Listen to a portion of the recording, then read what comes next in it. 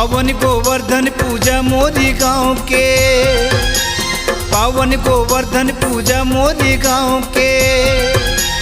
दरिया के पार पर पीपर ही छाँव के, दरिया के पार पर पीपर ही छाँव के।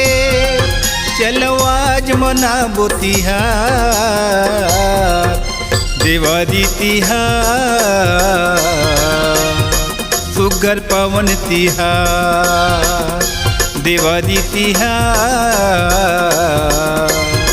सुगर पावन तिहार। पावन गोवर्धन पूजा मोरी गाँव के, पावन गोवर्धन पूजा मोरी गाँव के।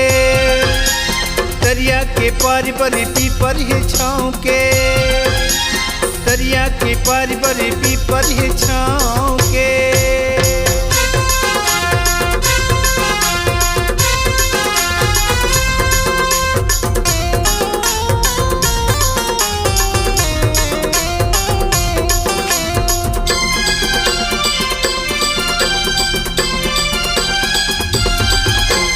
बारह महीना माया थे संगी माया लेके तिहार।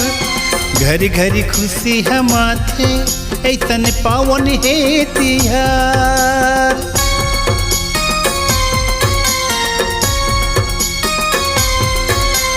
बारह महीना माया थे संगी माया लेके तिहार।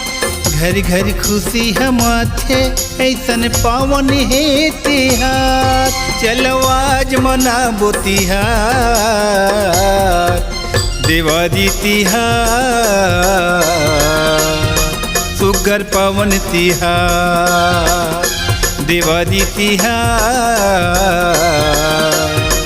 सुगर पावन तिहार। पावन गोवर्धन पूजा मोरी गाँव के, पावन गोवर्धन पूजा मोरी गाँव के। दरिया के पार पर पीपर ही छाँव के, दरिया के पार पर पीपर ही छाँव के।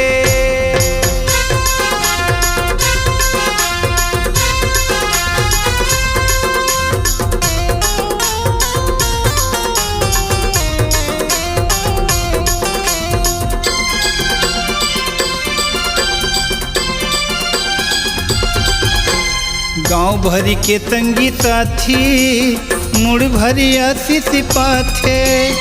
अड़बड़ सुघर मोरे गाँव देवारी तिहार मनाथे।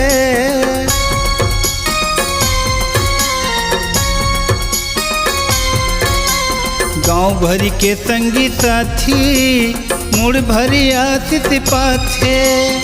अड़बड़ सुघर मोर गाँव देवारी तिहार मनाथे।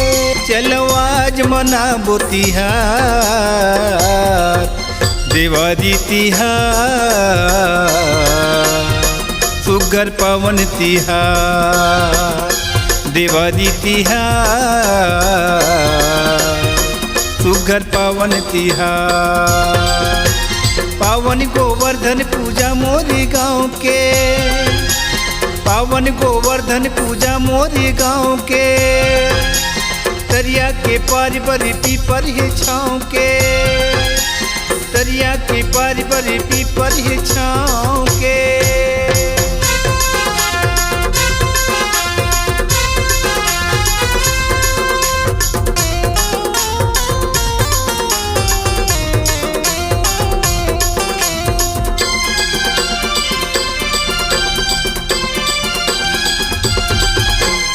गोवर्धन पूजा होथे पूरा गांव भर खुशी मनाथे।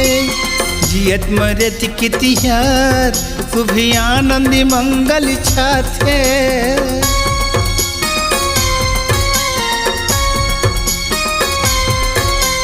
गोवर्धन पूजा होथे पूरा गांव भर खुशी मनाथे। जियत मरत के तिहार शुभ आनंद मंगल छाथे।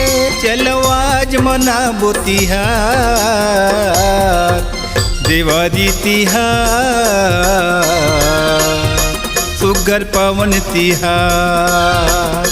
दिवाली तिहार, सुघर पावन तिहार। पावन गोवर्धन पूजा मोरी गाँव के, पावन गोवर्धन पूजा मोरी गाँव के। तरिया के पार बरी पीपर ही छाँव के, तरिया के पार बरी पीपर ही छाँव के।